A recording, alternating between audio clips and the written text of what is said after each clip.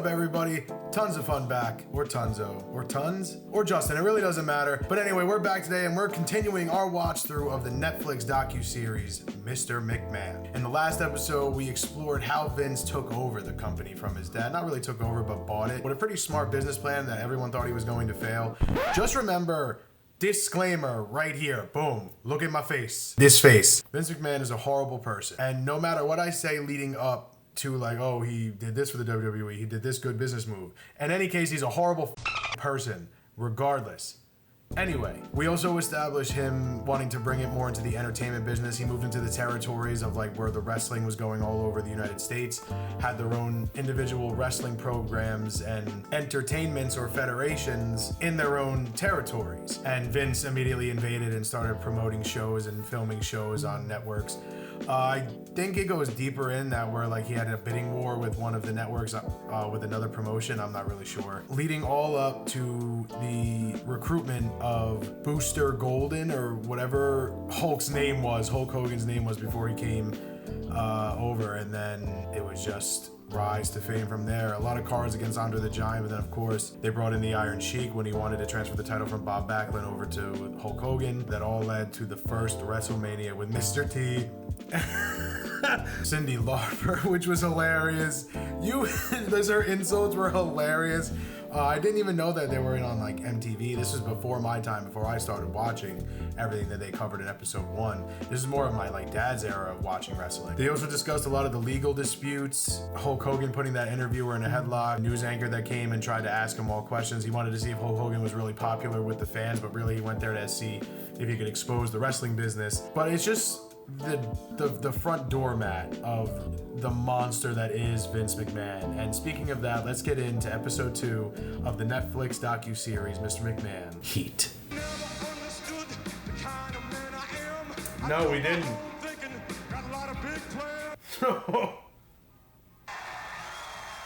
Mr. McMahon. Professional wrestling.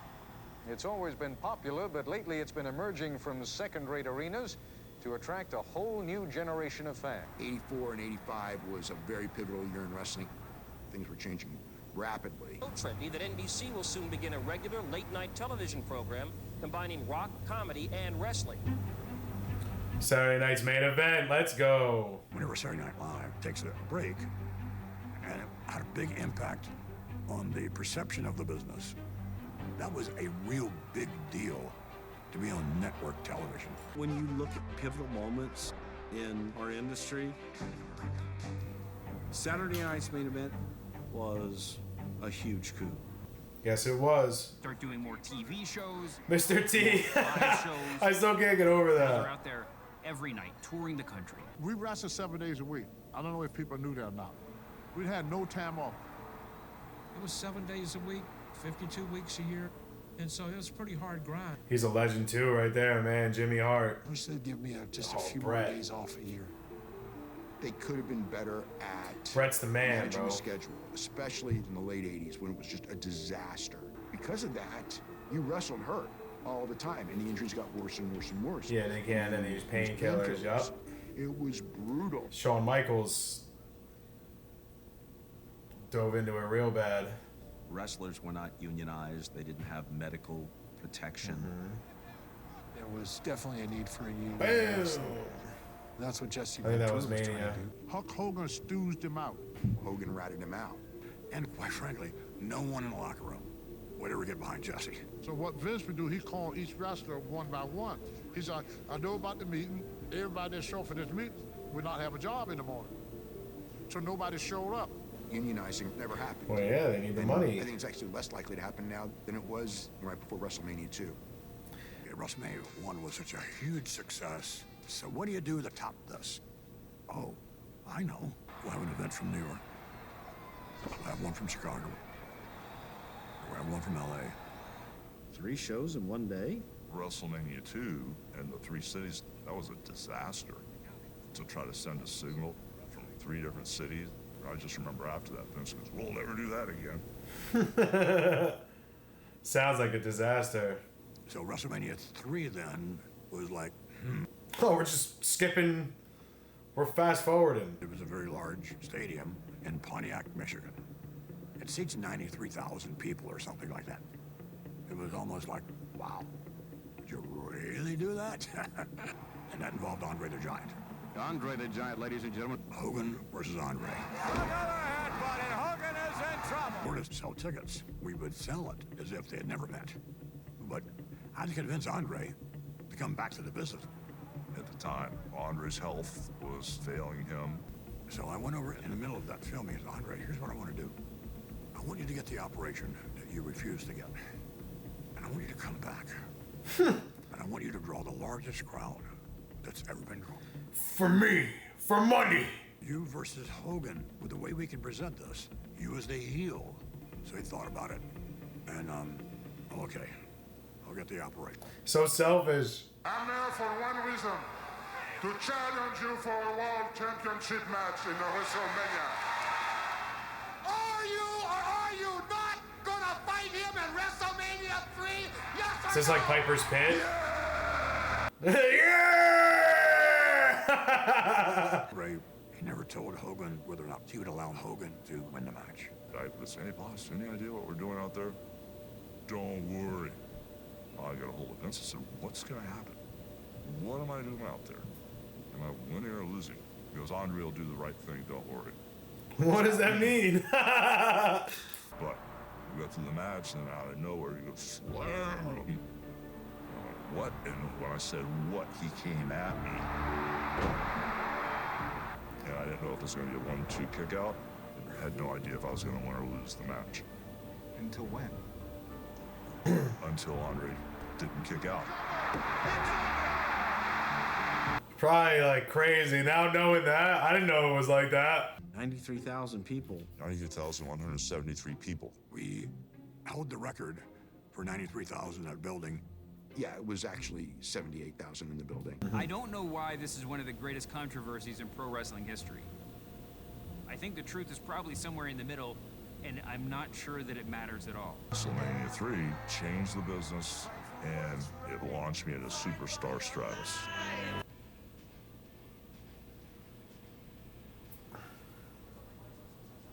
You book Hogan on the card, the building sold out.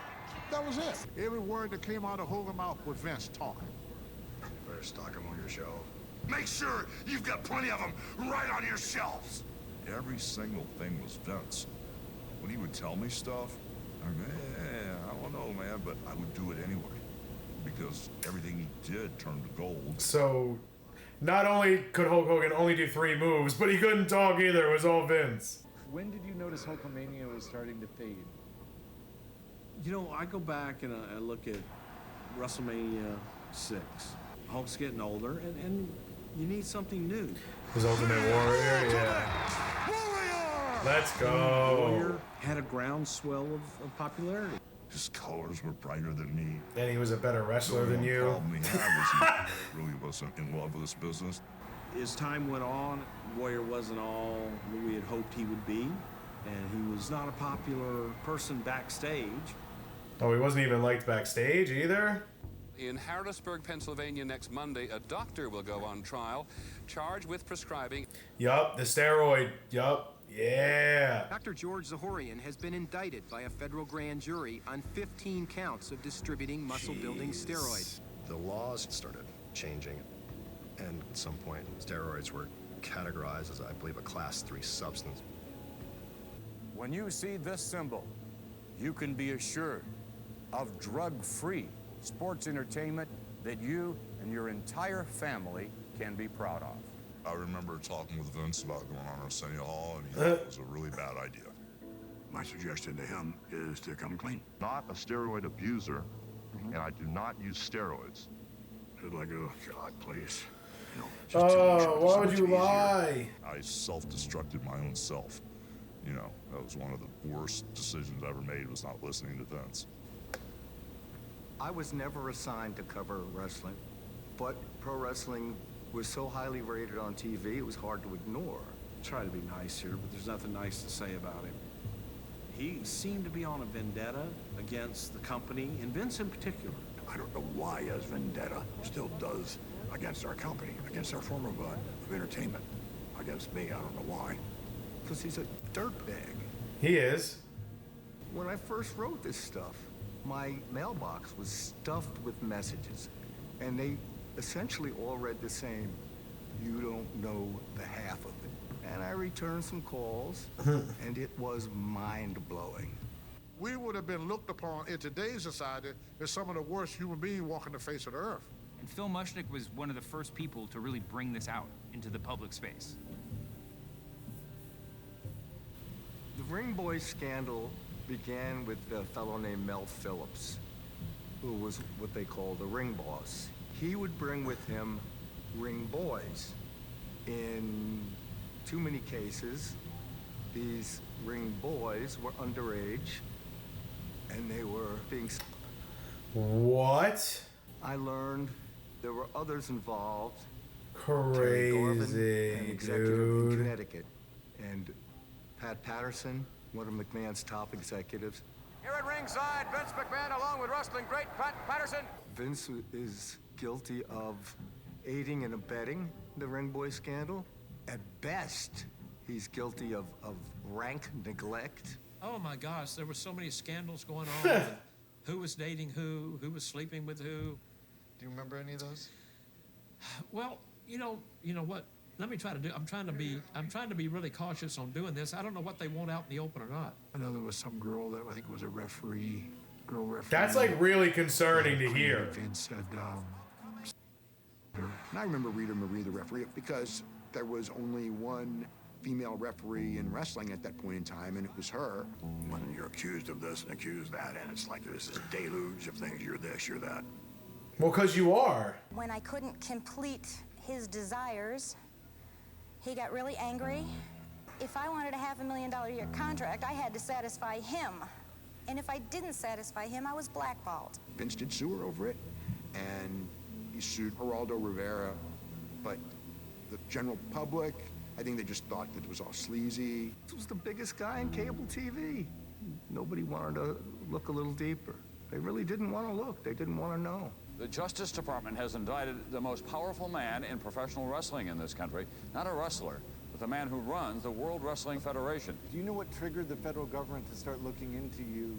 Well, I think Phil Mushnick triggered all of this. I was an FBI informant, I admit to that. You know why? The FBI would read what I wrote and then act on it. Sometimes life isn't fair, and unfortunately, for me, I believe this is one of those instances. Instead of we love Hulk Hogan or Hulk May live forever, I see a sign up that said, hey, did you take your shot today? This is when the WWE Universe started. The legends with the signs, bro. All the scandals were all piled on at the same time. And it was a great opportunity for a competition to make a move. At that time, Ted Turner, who owned WCW, he was my biggest competitor. Ted Turner is one of the pioneers of cable television. Obviously founded TV networks like CNN, TBS, TNT, and he was one of the first people to broadcast professional wrestling nationwide. There was no strategy. There was just throwing things up against the wall and hoping something would work, as long as it looked something like what WWE was doing. I was very well aware that Hulk had left WWE. Here comes Eric Bischoff wandering over to the set, and he said, we really would love to have you, consider coming back to wrestling. Can we get Hollywood Hulk Hogan, baby? Let's go! I just looked at it as, wow, I have this amazing opportunity. I'm going to put my salesman hat on. I'm going to get this guy to join WCW. Vince, I will never run against you, because that was a concern. But you're not going to compete. Oh, yeah, no, absolutely not. He lied. So I gave him his release, and next thing you know, these were the other guys. To sign the contract for a match between two of wrestling's biggest superstars, Hulk Hogan and Ric Flair. Hulk Hogan's defection to WCW, right there in the middle of the trial, that was an enormous slap in the face. But Hulk was offered a better deal with Ted Turner and offered guaranteed money with Ted Turner. In a business sense, it was a smart move. The government wanted me to be their star witness. I didn't say what they wanted to hear. The target of the investigation would be directed to me, and I might do 17 years. Hogan didn't want to testify against Vince. They forced him to. They basically had something on Hogan, and they wanted Vince, and so Hogan had to. At that time, it was coming from everywhere. How could it possibly stand up to that and hold up, Law of the jungle. I get it. So, well, cool. I got it. I know what I'm gonna say. And the episode's gonna end right there. In 1994, Vince McMahon withdrew his defamation lawsuit against Rita Charlton and Joe Navarro. In 2023, during a temporary lift of the statute of limitations for alleged victims of sexual offense in New York State, McMahon paid a multi-million-dollar settlement to shit. Oh. McMahon continues to deny any wrongdoing. Crazy! So it seems just we got more into more of the allegations that kept hitting them. The Ring Boy scandal, I didn't even know about that. The woman referee and how Vince essayed her. Just a lot more scandals that I got into. A little bit more boring this episode, I'm not gonna lie. Of course, it's a docu-series, so it's just like you just need to listen to the crazy shit that's going on. It's just so funny to watch it deteriorate to Vince trying to defend himself and like his actions when he's just, you know, he's just a piece of shit. Horrible. But if you enjoy this, make sure you smack that like button, comment down below what was your favorite WrestleMania of all time. If you aren't subscribed, make sure you please do so and turn that bell icon on all so you get notified whenever I post something here. But until then, I've been ToNzxOxFuN or ToNzxO or Justin, it doesn't really matter, and I'll catch you on the next one.